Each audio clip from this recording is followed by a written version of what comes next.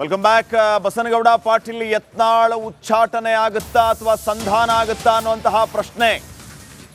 ಈ ಪ್ರಶ್ನೆಗೆ ಸಂಬಂಧಪಟ್ಟಂತೆ ಈಗಾಗಲೇ ನಾನಾ ರೀತಿಯ ಬೆಳವಣಿಗೆ ರಾಜ್ಯದ ವಿಚಾರಕ್ಕೆ ಸಂಬಂಧಪಟ್ಟಂತೆ ದೆಹಲಿ ಅಂಗಳದಲ್ಲಿ ಆಗ್ತಾ ಇರೋದು.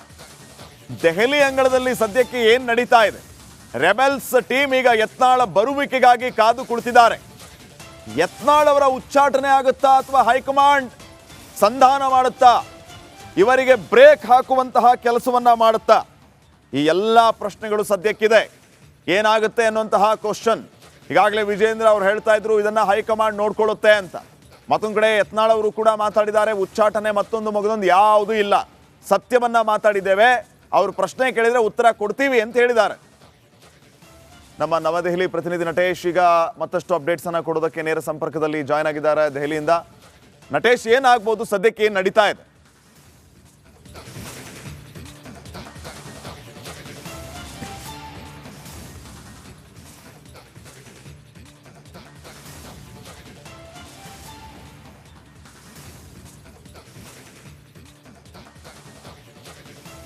ಶ್ರೀಪಾದ್, ಖಂಡಿತ ಸದ್ಯಕ್ಕೆ ಎರಡು ಪ್ರಶ್ನೆಗಳು. ಒಂದು, ಉಚ್ಚಾಟನೆ ಆಗ್ತಾರಾ ಅಥವಾ ಸೇಫ್ ಆಗ್ತಾರಾ ಎನ್ನುವಂಥದ್ದು.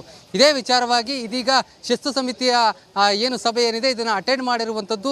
Still now it is going on ಎನ್ನುವಂಥದ್ದು. ಯಾಕಂದರೆ ಈಗಾಗಲೇ ಸಾಕಷ್ಟು ಚರ್ಚೆಗಳು ಕೂಡ ಆಗಿದೆ.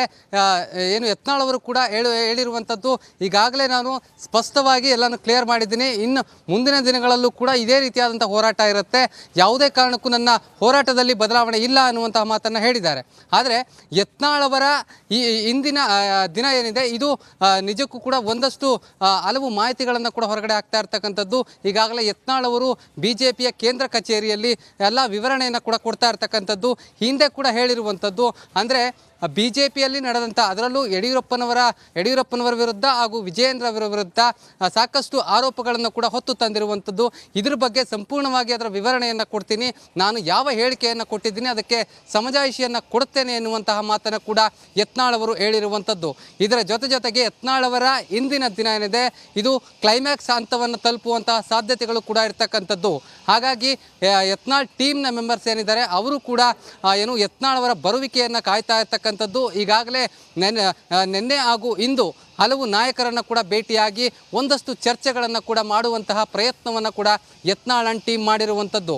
ಅಂದರೆ ಬಿಜೆಪಿಯ ಫೈನಲ್ ಕ್ಲೈಮ್ಯಾಕ್ಸ್ ಇಂದು ಸಂಜೆಯ ಒಳಗಡೆ ಗೊತ್ತಾಗುವಂತಹ ಸಾಧ್ಯತೆ ಇದೆ. ಹಾಗಾಗಿ ಯತ್ನಾಳ್ ಅವರ ಭವಿಷ್ಯ ಹಿಂದೆ ನಿರ್ಧಾರ ಆಗುವಂತಹ ಎಲ್ಲ ಸಾಧ್ಯತೆಗಳು ಕೂಡ ಇರ್ತಕ್ಕಂಥದ್ದು. Shripad, okay, thank you Natesh ಮಾಹಿತಿಗಾಗಿ. Welcome back. ಬಸನಗೌಡ ಪಾಟೀಲ್ ಯತ್ನಾಳ್ ಉಚ್ಚಾಟನೆ ಆಗುತ್ತಾ ಅಥವಾ ಸಂಧಾನ ಆಗುತ್ತಾ ಅನ್ನುವಂತಹ ಪ್ರಶ್ನೆ. ಈ ಪ್ರಶ್ನೆಗೆ ಸಂಬಂಧಪಟ್ಟಂತೆ ಈಗಾಗಲೇ ನಾನಾ ರೀತಿಯ ಬೆಳವಣಿಗೆ ರಾಜ್ಯದ ವಿಚಾರಕ್ಕೆ ಸಂಬಂಧಪಟ್ಟಂತೆ ದೆಹಲಿ ಅಂಗಳದಲ್ಲಿ ಆಗ್ತಾ ಇರೋದು. ದೆಹಲಿ ಅಂಗಳದಲ್ಲಿ ಸದ್ಯಕ್ಕೆ ಏನು ನಡೀತಾ ಇದೆ? ರೆಬೆಲ್ಸ್ ಟೀಮ್ ಈಗ ಯತ್ನಾಳ್ ಬರುವಿಕೆಗಾಗಿ ಕಾದು ಕುಳಿತಿದ್ದಾರೆ. ಯತ್ನಾಳ್ ಅವರ ಉಚ್ಚಾಟನೆ ಆಗುತ್ತಾ ಅಥವಾ ಹೈಕಮಾಂಡ್ ಸಂಧಾನ ಮಾಡುತ್ತಾ, ಇವರಿಗೆ ಬ್ರೇಕ್ ಹಾಕುವಂತಹ ಕೆಲಸವನ್ನ ಮಾಡುತ್ತಾ? ಈ ಎಲ್ಲ ಪ್ರಶ್ನೆಗಳು ಸದ್ಯಕ್ಕಿದೆ. ಏನಾಗುತ್ತೆ ಅನ್ನುವಂತಹ ಕ್ವಶನ್. ಈಗಾಗಲೇ ವಿಜೇಂದ್ರ ಅವರು ಹೇಳ್ತಾ ಇದ್ರು ಇದನ್ನ ಹೈಕಮಾಂಡ್ ನೋಡ್ಕೊಳ್ಳುತ್ತೆ ಅಂತ. ಮತ್ತೊಂದು ಕಡೆ ಯತ್ನಾಳ್ ಅವರು ಕೂಡ ಮಾತಾಡಿದ್ದಾರೆ, ಉಚ್ಚಾಟನೆ ಮತ್ತೊಂದು ಮಗದೊಂದು ಯಾವುದೂ ಇಲ್ಲ, ಸತ್ಯವನ್ನ ಮಾತಾಡಿದ್ದೇವೆ, ಅವರು ಪ್ರಶ್ನೆ ಕೇಳಿದ್ರೆ ಉತ್ತರ ಕೊಡ್ತೀವಿ ಅಂತ ಹೇಳಿದ್ದಾರೆ. ನಮ್ಮ ನವದೆಹಲಿ ಪ್ರತಿನಿಧಿ ನಟೇಶ್ ಈಗ ಮತ್ತಷ್ಟು ಅಪ್ಡೇಟ್ಸ್ ಅನ್ನ ಕೊಡೋದಕ್ಕೆ ನೇರ ಸಂಪರ್ಕದಲ್ಲಿ ಜಾಯ್ನ್ ಆಗಿದ್ದಾರೆ ದೆಹಲಿಯಿಂದ. ನಟೇಶ್, ಏನಾಗ್ಬೋದು, ಸದ್ಯಕ್ಕೆ ಏನು ನಡೀತಾ ಇದೆ?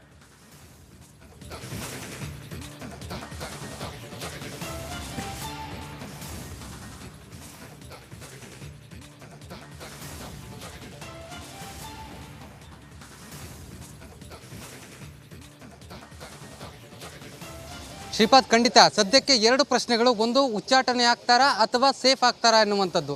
ಇದೇ ವಿಚಾರವಾಗಿ ಇದೀಗ ಶಿಸ್ತು ಸಮಿತಿಯ ಏನು ಸಭೆ ಏನಿದೆ ಇದನ್ನು ಅಟೆಂಡ್ ಮಾಡಿರುವಂಥದ್ದು. Still now it is going on ಎನ್ನುವಂಥದ್ದು. ಯಾಕಂದರೆ ಈಗಾಗಲೇ ಸಾಕಷ್ಟು ಚರ್ಚೆಗಳು ಕೂಡ ಆಗಿದೆ. ಏನು ಯತ್ನಾಳ್ ಅವರು ಕೂಡ ಹೇಳಿರುವಂಥದ್ದು, ಈಗಾಗಲೇ ನಾನು ಸ್ಪಷ್ಟವಾಗಿ ಎಲ್ಲನೂ ಕ್ಲಿಯರ್ ಮಾಡಿದ್ದೀನಿ, ಇನ್ನು ಮುಂದಿನ ದಿನಗಳಲ್ಲೂ ಕೂಡ ಇದೇ ರೀತಿಯಾದಂಥ ಹೋರಾಟ ಇರುತ್ತೆ, ಯಾವುದೇ ಕಾರಣಕ್ಕೂ ನನ್ನ ಹೋರಾಟದಲ್ಲಿ ಬದಲಾವಣೆ ಇಲ್ಲ ಅನ್ನುವಂತಹ ಮಾತನ್ನು ಹೇಳಿದ್ದಾರೆ. ಆದರೆ ಯತ್ನಾಳ್ ಅವರ ಈ ಇಂದಿನ ದಿನ ಏನಿದೆ ಇದು ನಿಜಕ್ಕೂ ಕೂಡ ಒಂದಷ್ಟು ಹಲವು ಮಾಹಿತಿಗಳನ್ನು ಕೂಡ ಹೊರಗಡೆ ಆಗ್ತಾ ಇರ್ತಕ್ಕಂಥದ್ದು. ಈಗಾಗಲೇ ಯತ್ನಾಳ್ ಅವರು ಬಿಜೆಪಿಯ ಕೇಂದ್ರ ಕಚೇರಿಯಲ್ಲಿ ಎಲ್ಲ ವಿವರಣೆಯನ್ನು ಕೂಡ ಕೊಡ್ತಾ ಇರ್ತಕ್ಕಂಥದ್ದು. ಹಿಂದೆ ಕೂಡ ಹೇಳಿರುವಂಥದ್ದು, ಅಂದರೆ ಬಿಜೆಪಿಯಲ್ಲಿ ನಡೆದಂಥ ಅದರಲ್ಲೂ ಯಡಿಯೂರಪ್ಪನವರ ವಿರುದ್ಧ ಹಾಗೂ ವಿಜಯೇಂದ್ರ ಅವರ ವಿರುದ್ಧ ಸಾಕಷ್ಟು ಆರೋಪಗಳನ್ನು ಕೂಡ ಹೊತ್ತು ತಂದಿರುವಂಥದ್ದು. ಇದ್ರ ಬಗ್ಗೆ ಸಂಪೂರ್ಣವಾಗಿ ಅದರ ವಿವರಣೆಯನ್ನು ಕೊಡ್ತೀನಿ. ನಾನು ಯಾವ ಹೇಳಿಕೆಯನ್ನು ಕೊಟ್ಟಿದ್ದೀನಿ ಅದಕ್ಕೆ ಸಮಜಾಯಿಷಿಯನ್ನು ಕೊಡುತ್ತೇನೆ ಎನ್ನುವಂತಹ ಮಾತನ್ನು ಕೂಡ ಯತ್ನಾಳ್ ಅವರು ಹೇಳಿರುವಂಥದ್ದು. ಇದರ ಜೊತೆಗೆ ಯತ್ನಾಳ್ ಅವರ ಇಂದಿನ ದಿನ ಏನಿದೆ ಇದು ಕ್ಲೈಮ್ಯಾಕ್ಸ್ ಹಂತವನ್ನು ತಲುಪುವಂತಹ ಸಾಧ್ಯತೆಗಳು ಕೂಡ ಇರ್ತಕ್ಕಂಥದ್ದು.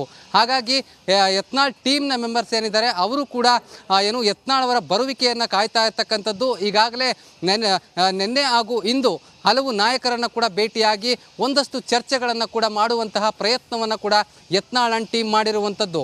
ಅಂದರೆ ಬಿಜೆಪಿಯ ಫೈನಲ್ ಕ್ಲೈಮ್ಯಾಕ್ಸ್ ಇಂದು ಸಂಜೆಯ ಒಳಗಡೆ ಗೊತ್ತಾಗುವಂತಹ ಸಾಧ್ಯತೆ ಇದೆ. ಹಾಗಾಗಿ ಯತ್ನಾಳ್ ಅವರ ಭವಿಷ್ಯ ಹಿಂದೆ ನಿರ್ಧಾರ ಆಗುವಂತಹ ಎಲ್ಲ ಸಾಧ್ಯತೆಗಳು ಕೂಡ ಇರ್ತಕ್ಕಂಥದ್ದು. Shripad. Okay, thank you Natesh ಮಾಹಿತಿಗಾಗಿ. Welcome back.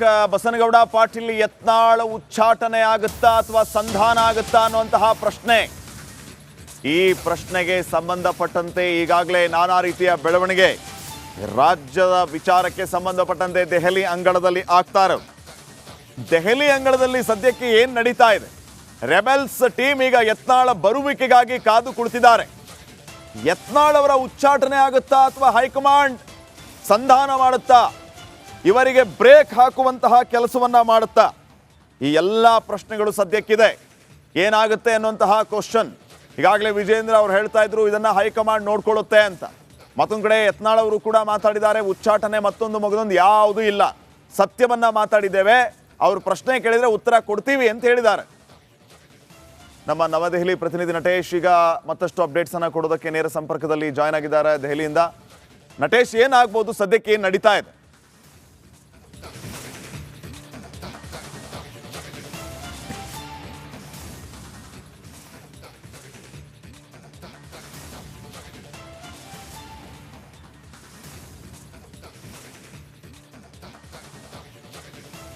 ಶ್ರೀಪಾದ್, ಖಂಡಿತ ಸದ್ಯಕ್ಕೆ ಎರಡು ಪ್ರಶ್ನೆಗಳು. ಒಂದು, ಉಚ್ಚಾಟನೆ ಆಗ್ತಾರಾ ಅಥವಾ ಸೇಫ್ ಆಗ್ತಾರಾ ಎನ್ನುವಂಥದ್ದು. ಇದೇ ವಿಚಾರವಾಗಿ ಇದೀಗ ಶಿಸ್ತು ಸಮಿತಿಯ ಏನು ಸಭೆ ಏನಿದೆ ಇದನ್ನು ಅಟೆಂಡ್ ಮಾಡಿರುವಂಥದ್ದು. Still now it is going on ಎನ್ನುವಂಥದ್ದು. ಯಾಕಂದರೆ ಈಗಾಗಲೇ ಸಾಕಷ್ಟು ಚರ್ಚೆಗಳು ಕೂಡ ಆಗಿದೆ. ಏನು ಯತ್ನಾಳ್ ಅವರು ಕೂಡ ಹೇಳಿರುವಂಥದ್ದು, ಈಗಾಗಲೇ ನಾನು ಸ್ಪಷ್ಟವಾಗಿ ಎಲ್ಲನೂ ಕ್ಲಿಯರ್ ಮಾಡಿದ್ದೀನಿ, ಇನ್ನು ಮುಂದಿನ ದಿನಗಳಲ್ಲೂ ಕೂಡ ಇದೇ ರೀತಿಯಾದಂಥ ಹೋರಾಟ ಇರುತ್ತೆ, ಯಾವುದೇ ಕಾರಣಕ್ಕೂ ನನ್ನ ಹೋರಾಟದಲ್ಲಿ ಬದಲಾವಣೆ ಇಲ್ಲ ಅನ್ನುವಂತಹ ಮಾತನ್ನು ಹೇಳಿದ್ದಾರೆ. ಆದರೆ ಯತ್ನಾಳ್ ಅವರ ಈ ಇಂದಿನ ದಿನ ಏನಿದೆ ಇದು ನಿಜಕ್ಕೂ ಕೂಡ ಒಂದಷ್ಟು ಹಲವು ಮಾಹಿತಿಗಳನ್ನು ಕೂಡ ಹೊರಗಡೆ ಆಗ್ತಾ ಇರ್ತಕ್ಕಂಥದ್ದು. ಈಗಾಗಲೇ ಯತ್ನಾಳ್ ಅವರು ಬಿಜೆಪಿಯ ಕೇಂದ್ರ ಕಚೇರಿಯಲ್ಲಿ ಎಲ್ಲ ವಿವರಣೆಯನ್ನು ಕೂಡ ಕೊಡ್ತಾ ಇರ್ತಕ್ಕಂಥದ್ದು. ಹಿಂದೆ ಕೂಡ ಹೇಳಿರುವಂಥದ್ದು, ಅಂದರೆ ಬಿಜೆಪಿಯಲ್ಲಿ ನಡೆದಂಥ ಅದರಲ್ಲೂ ಯಡಿಯೂರಪ್ಪನವರ ವಿರುದ್ಧ ಹಾಗೂ ವಿಜಯೇಂದ್ರ ಅವರ ವಿರುದ್ಧ ಸಾಕಷ್ಟು ಆರೋಪಗಳನ್ನು ಕೂಡ ಹೊತ್ತು ತಂದಿರುವಂಥದ್ದು.